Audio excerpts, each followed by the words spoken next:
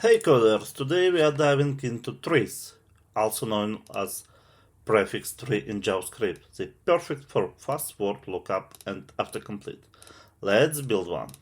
A tree is like a tree, like data structure to store string. Each node represents a character, and it's great for things like autocomplete and prefix matching. So, as all, let's open firstly our code, and as all trees data structure we have trees node, and we have children, and in the end of the word boolean value. So let's check a trees class. So what do we have? We have a root with our tried node. We have method insert, search, and insert start with. So basically what it does, insert, we have a word, we check all character, and if we don't have character, we add it right nodes. If we don't, we not add it. And in the end, we set it is end of word. We have method search that will check, that will go through our argument and check if we have node with this character. And same is end of the word.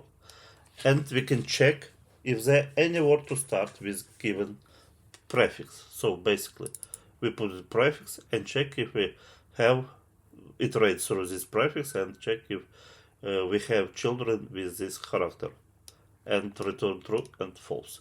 Let's have a look our example. So basically, as I said, it usually use when we do some autocomplete or stuff like this, where you need iterate through some words. So basically, we create a tree data structures.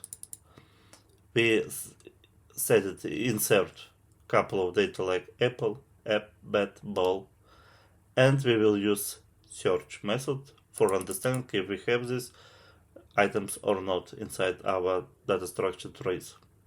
So, and last one we will use, and the most useful things for this is start with. It will check if we have these items inside our structure. So basically, when we will run it, so let's check. Here we should have 3 true. Yeah, because we added apple, we added app, we added pep, but we doesn't add bake. That's false. That's correct. And let's check if we have some words start with app. Yep, apple, app, but, right, true.